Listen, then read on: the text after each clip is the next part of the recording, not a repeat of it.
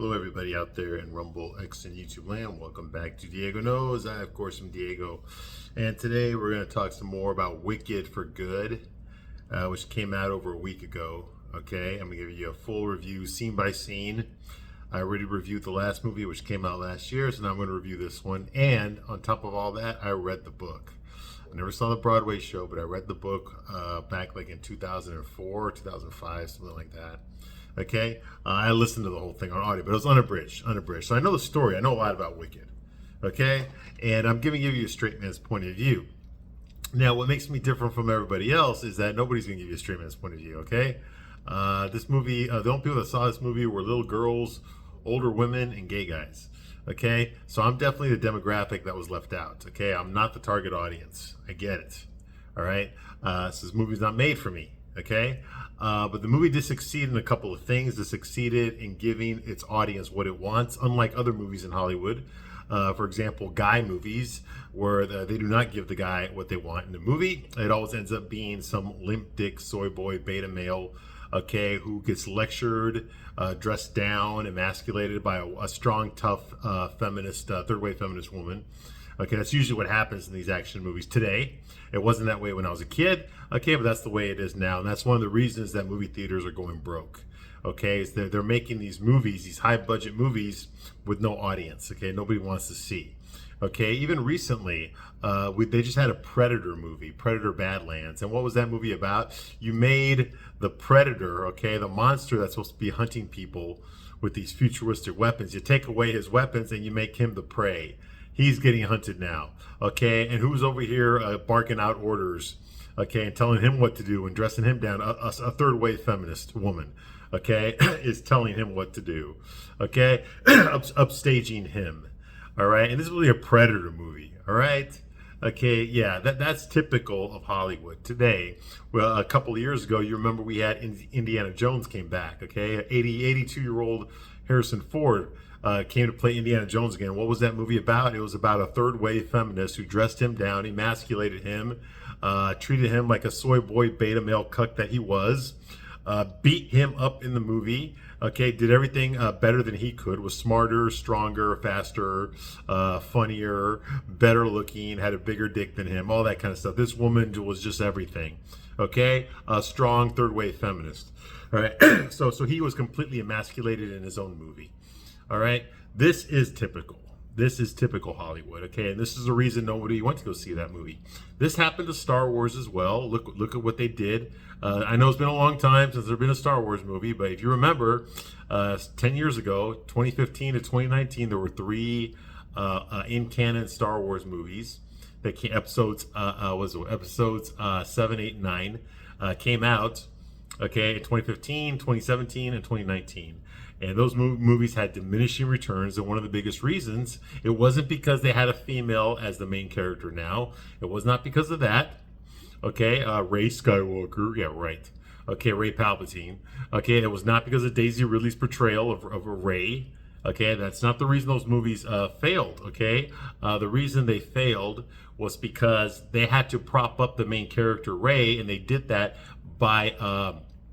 emasculating and demeaning the former male leads, okay? They turned Han Solo into a deadbeat dad who went back to drug smuggling, okay? Was a loser in life again, okay? Was selfish again, okay? So thereby undoing his character arc from the earlier movies, okay? They turned Luke Skywalker into a pussy hermit living alone on an island, okay, cut off from the Force by will. You know, he willed himself to not be part of the Force. He gave up in the galaxy.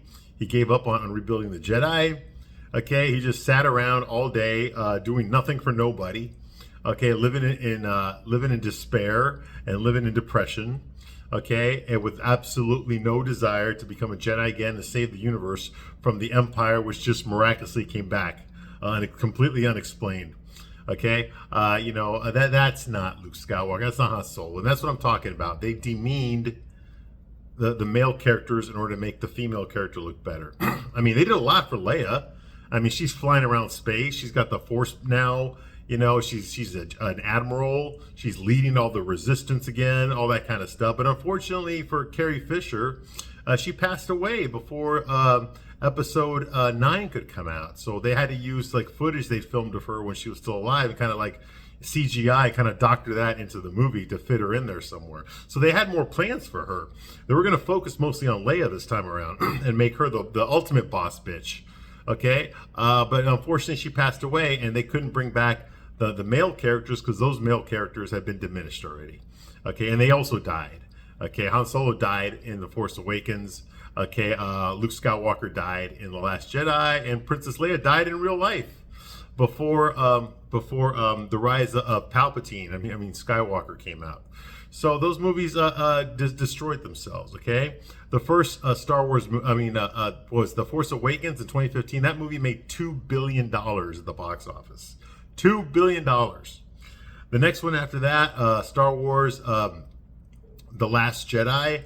Okay, that movie made $1.3 billion. So it lost $700 million as opposed to the previous one. Okay, and then it gets worse. Okay, The Rise of Skywalker. That movie only made $1 billion, barely made $1 billion. Okay, so from episode 7 to episode 9, they lost $1 billion in revenue. Okay, that's not supposed to happen. When you make these movies, the sequels are supposed to make more money than the previous installments. Okay, that's why sequels are made, so they can capitalize on the success and make even more money on the next one.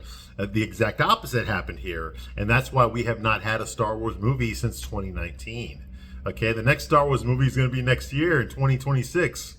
Okay, and what's that going to be? I guarantee you that's also going to be a male lead, The Mandalorian. But I guarantee you right now, the pussy soy boy beta male, what's his name again?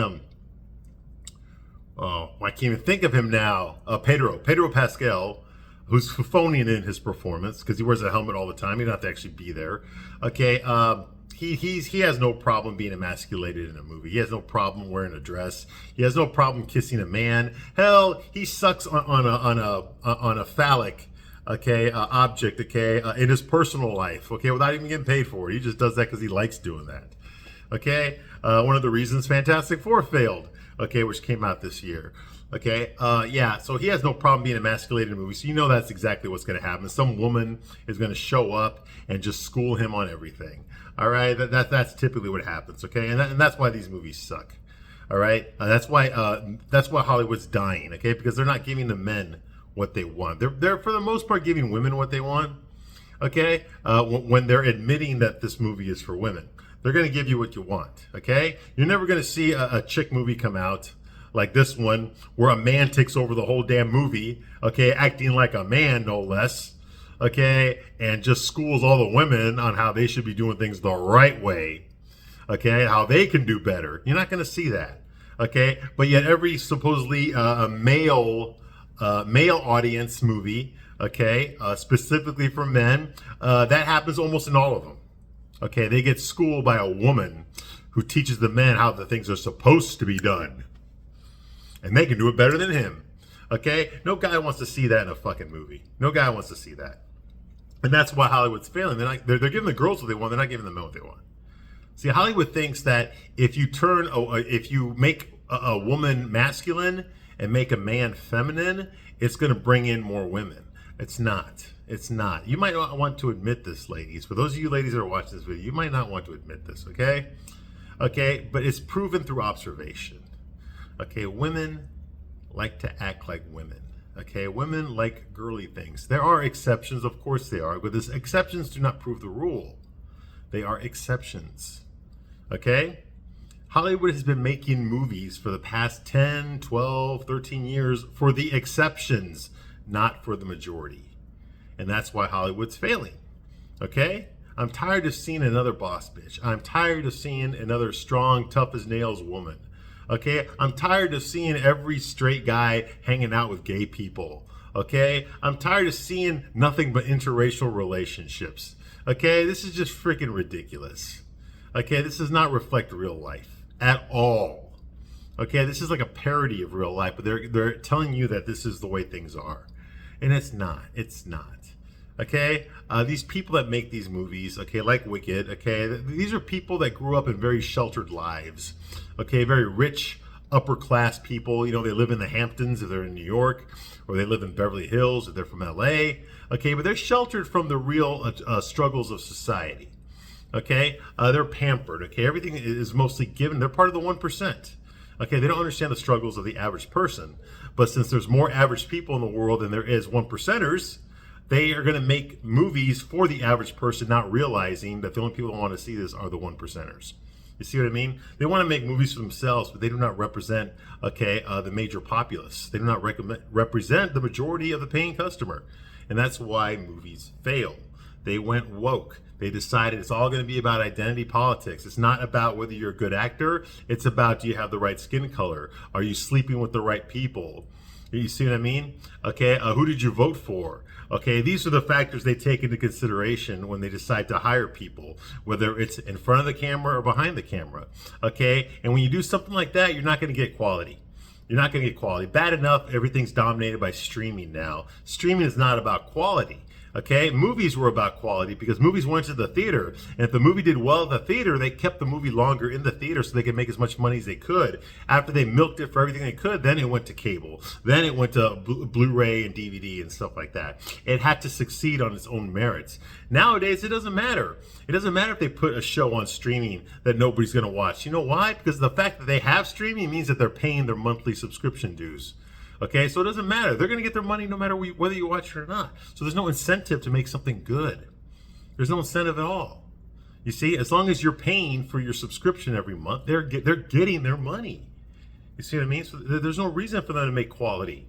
There's no reason for them to try to try to get a hungry actor or director or something to make a movie done. Something with something to say that people are going to resonate with. You see what I mean? There's no incentive for that. Like, unfortunately, that's the case here. Okay, and this movie, Wicked for Good, it's got a good story. I mean, at least the first half is really good. Okay, you get to play around with the Wizard of Oz. You get to see who the Wicked Witch of the West was before the events of the Wizard of Oz. Like, how did she become that way? You know? And instead of that, we got a decent first half, which I reviewed already. That's Wicked 1, which came out last year. But the second half was a 45-minute production of the Broadway show, and they stretched it out into 2 hours. So obviously they padded a lot of stuff here. And for licensing reason, for copyright laws, they couldn't portray Dorothy. Okay, they couldn't portray the Judy Garland version of Dorothy in this movie, despite the fact the whole point of this movie is to show you some stuff that was happening behind the scenes of the Wizard of Oz from 1939. Okay, but legally they can't show you that. They can't reference that. Okay, so we don't get any Dorothy. We get to see her from behind. She never says anything. We don't get to see her face. Okay, and we don't see her interactions at all with the Wicked Witch of the West, with Elphaba, our main character, our protagonist. Okay, clearly Dorothy should have been the antagonist. Okay, she's the one that takes out the witch. Okay, so the movie should have been a lot more about Elphaba and Dorothy and their relationship. Okay, and how that goes towards its bitter conclusion. But we didn't get that. Okay, we got Dorothy was a side character off in the shadows, off screen. Okay, we saw her with her friends, the Tin Man, a Scarecrow, and the Cowardly Lion, but we didn't really see her relationship with them. Okay, now that we know that the motivations of her friends were not what she thought they were. In the original movie, the Scarecrow wanted a brain, the Tin Man wanted a heart, the Lion wanted courage. Okay, now because of this movie, we find out that the Scarecrow only wanted to lure, basically to gaslight Dorothy into killing Elphaba. Okay, so that Elphaba could fake her death and escape from the land of Oz for political reasons, so that Glinda could take over, so that she could walk off with the Scarecrow, who was the love of her life, who was actually Prince Fiero. That means that he wasn't stupid at all. He was faking it. He didn't want a brain. He was purposely manipulating Dorothy. You see what I mean? The Tin Man. We find that the Tin Man didn't want a heart. The Tin Man was a cold-blooded, ruthless man. He just wanted to take that axe and split Elphaba in half with it. Okay? Because he believed that Elphaba turned him into the Tin Man. Okay, there was nothing nice about him. This is not the kind of man that would cry if Dorothy got hurt or if he was worried for her. You see what I mean? So that means that he was a liar too. Okay, he lied about wanting a heart. He didn't want a heart. He just wanted to get close enough to the Wicked Witch of the West so that he could be the one to take her out. You see what I mean? Okay, the Cowardly Lion. Okay, as far as he goes, I don't understand why he didn't escape from the land of Oz. This movie made it very clear that the animals in Oz are being persecuted by the wizard, which means that the animals are fleeing. If they get caught by the wizard's men, they're going to be put in cages, which will eventually, they will lose the ability to speak. So they're hiding, they're trying to escape. They're like, trying to run out of there. They're fleeing for their lives. Okay, like Underground Railroad style. Okay, but yet the Cowardly Lion, who told everybody not to trust Elphaba. Okay, he stayed? He stayed in Oz so that he could run across Dorothy? What the hell? How does that make any sense? He's supposed to be scared. He should be scared for his life. He should not want to stay in Oz. He should be the first one in line to escape from Oz. Okay, he's right there when all the other animals are fleeing, and yet for some reason he decided to stay and then meet Dorothy, and then purposely go see the wizard when he knows the wizard is trying to cage all the animals in Oz. That makes no sense. You see what I mean? So that was not believable. Okay, so all this stuff kind of ruins the Wizard of Oz. It really does. Okay. Also, Glinda is a liar. Okay, Glinda sent Dorothy and her friends to go see the wizard, knowing damn well that the wizard was not a real wizard. He was a charlatan. He was just a con man, a carnival man, okay, from Omaha, all right, who had tricked everyone into thinking that he had powers. Okay, also Elphaba, the Wicked Witch of the West, okay, she never would have thrown fireballs at a little girl and her dog. She never would have threatened to kill Dorothy, not this Elphaba. Okay, so that doesn't make sense. You can't reconcile this character, Elphaba, with the Wicked Witch of the West from the 1939 movie because they're completely different characters. This isn't stuff that was hidden. This isn't something that we didn't know about it. This wasn't, the Wicked Witch of the West wasn't just having a bad day and that's why she came across as evil. No, it's a completely different character. You see what I mean? All right, and they just left out the wicked stuff that the Wicked Witch of the West did, okay? It was all a misunderstanding, and to me, that just makes no sense, okay? It ruins the original movie, which is why you cannot take this movie as canon. This movie shoots itself in its own foot. The only reason, okay, that people went to go see the Broadway show, the only reason people bought the book, like me, the only reason anyone spent to go see this movie was to see the untold story of the Wicked Witch of the West. So that all the women out there that felt like ugly ducklings growing up, made fun of by other girls, made fun of by boys because they weren't pretty enough, they could have a hero, a role model, so to speak, okay, to look up to. Okay, a character who knows what it's like. Basically, she's basically the female Spider-Man. Okay, the nerd kid. Okay, that most comic book readers were. Okay, and here's a superhero just like them, but yet unlike them, he can put on a suit and fight crime. All right, you see what I mean? That's what this is. All right, and what really attracts the women and the gay guys are the outfits, the colors, the costumes. I mean, this guy did a really good job. I think his name's Jeffrey Tizell or something like that. Gay guy, of course, but he did a really good job with these costumes. Nothing against the production. Production is top notch. It's incredible. The CGI looks good for the most part. The colors really spring out at you. It does evoke that sense of the original 1939 Wizard of Oz movie. That movie, I think, was the third movie ever made that was in color. So color was a special effect back then, which is why you had all those contrasting colors in that movie, was to really sell you that this is a movie that's in color, unlike all the black and white movies out there. You see what I mean? That was a whole part of the gimmick to get you to watch the movie. Okay, and that's why there's so much color in this one, which works. It works well. I like it. It evokes that feeling of the old Wizard of Oz, the ambiance, if you will. Okay, but the rest of it is just a gay joke for the most part. Okay, and you're not really going to convince me that someone like Prince Fiero would ever fall in love with butt ugly Elphaba. I'm just not. You're never going to convince me of that because I'm a straight guy, and I know that straight guys don't fall for women like that. Okay, not guys like Prince Fiero.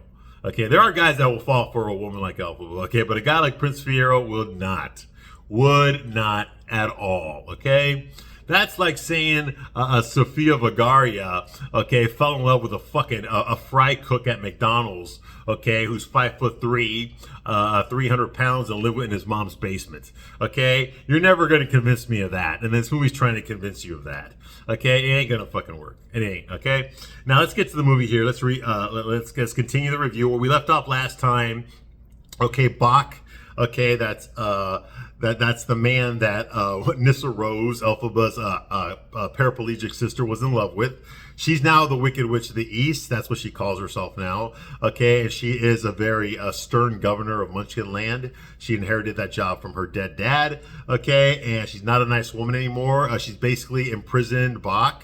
Okay, in Munchkin Land, he is not allowed to leave at all. He can't go to Oz. I mean, he can't go to the Emerald City and tell Glinda that he loves her and to not marry Fiyero, to marry him instead. So he's stuck there with Nyssa Rose, a woman that he felt sorry for, but he never really loved her at all. Okay, Nyssa Rose will not let him leave. She tried to cast a spell from the magic book here, the Grimoire, which Elphaba stole from the wizard. Elphaba can read it. Apparently, she was born that way. She was born with the ability to read a language that she's never heard of before.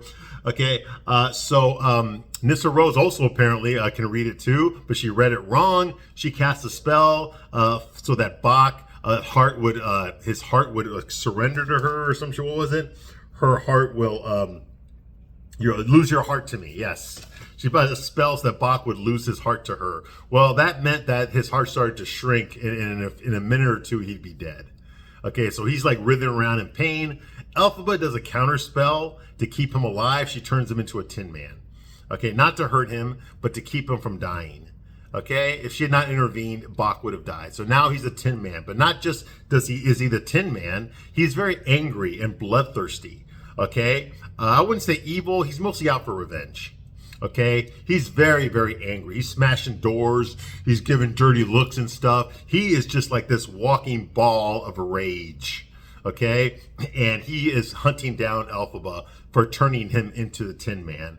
Okay, when it's actually Nyssa Rose did that to him, Elphaba actually tried to save him. Okay, so yes, she turned him into the Tin Man, but she did it to save his life. He would have died if she hadn't done that. But of course, Nyssa Rose does not confess to that. She's trying to save her own ass from getting her head cut in half by that axe.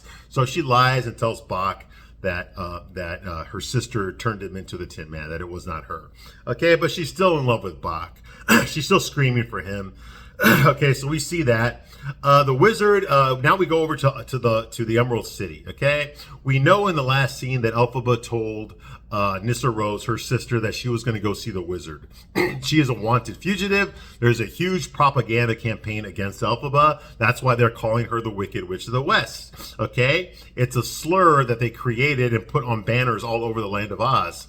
Okay, so anybody that comes across with Elphaba would run away in fear rather than ask her, why does the wizard want you so bad? You see what I mean? So they think that she's a terrorist. They think she's evil. Okay, well, in the land of Oz, the wizard is there. It's been 5 years since part 1. Okay, he's still there. He's still Jewish, tall, 6'4", Jeff Goldblum, eccentric and stuff, you know. He's amusing himself with these toys. The wizard's real name is Oscar Diggs. Okay, Oscar Zoroaster Diggs. Okay, he was a carnival barker, a con man, you know, a so-called magician, you know, a confidence man. Okay, in the carnivals in Omaha, Nebraska, he was in a hot air balloon which got caught up in a storm, and he ended up in the land of Oz. He quickly pretended to have powers, so they declared him the wizard, and he became the ruler of Oz. Okay, because he had actually studied Thomas Edison. Now, in real life, Thomas Edison was known as the Wizard of Menlo Park. Okay, he's another charlatan, honestly. Most of the stuff that he invented was actually invented by his employees, but since they worked for him when they invented it, he got sole credit for the inventions and got the patents on it. All right, so yeah, so it's based on Thomas Edison. The wizard, he's there, you know, acting, pretending that he has powers and stuff. There's pictures of him everywhere. There's monuments to him. Even at Shiz University, where Elphaba went to college, there's like a Mount Rushmore statue carving of his face, you know. Okay, so everybody knows who the wizard is. They all believe that he has powers, but not many people get to see him in person. Whenever they are presented in front of the wizard, what they get is a huge, giant robot head that looks like Jeff Goldblum to talk to, okay? So this is going on here. Okay, the wizard is in his castle. He's amusing himself Meanwhile, Glinda the Good, played by Ariana Grande, okay, she's actually preparing for her wedding. Okay, her and Prince Fiero they announced their engagement earlier in the movie. Prince Fiero is not in love with Glinda because he's gay. Oh, I'm sorry, no. The actor that plays him, Jonathan Bailey, is gay. Okay, but Prince Fiero is straight, if you believe that. Okay, and I don't. Okay, so I would rather be gay than get with Elphaba. All right, but anyway, so he agreed to marry Glinda because he believes that Elphaba will never show up again. She's in hiding, and she'll never ever show up again. So why bother waiting for her? Okay, Glinda's here, right here in front of you, and she wants to marry you. So what the hell? If it makes you happy, I'll marry you. That's something a gay guy would say. All right. So we agreed to marry her because he really had no other options. All right. So he's there. Okay, and Glinda is going to marry him. So she's preparing for her wedding and all that kind of bullshit stuff that girls do. Okay. Elphaba arrives, okay, and every time Elphaba arrives in a room, she breaks all the mirrors that are in that room, okay? Not because she's got powers, not because of any of that, but because she's fucking ugly, okay? And that's before they put the green makeup on her, okay? Isn't that right, Cynthia Erivo, Miss Man of the Year, okay, GQ Man of the Year, right? Cynthia Erivo, GQ Man of the Year. Okay, anyway, okay, Cynthia Erivo, you're about as good looking as my asshole. But moving right along, Glinda hugs Elphaba because even though Glinda is labeled as Glinda the Good by all the propaganda in Oz, and Elphaba is labeled as the Wicked Witch of the West, they are best friends. Okay, despite the fact that Glinda is on the side of the people that are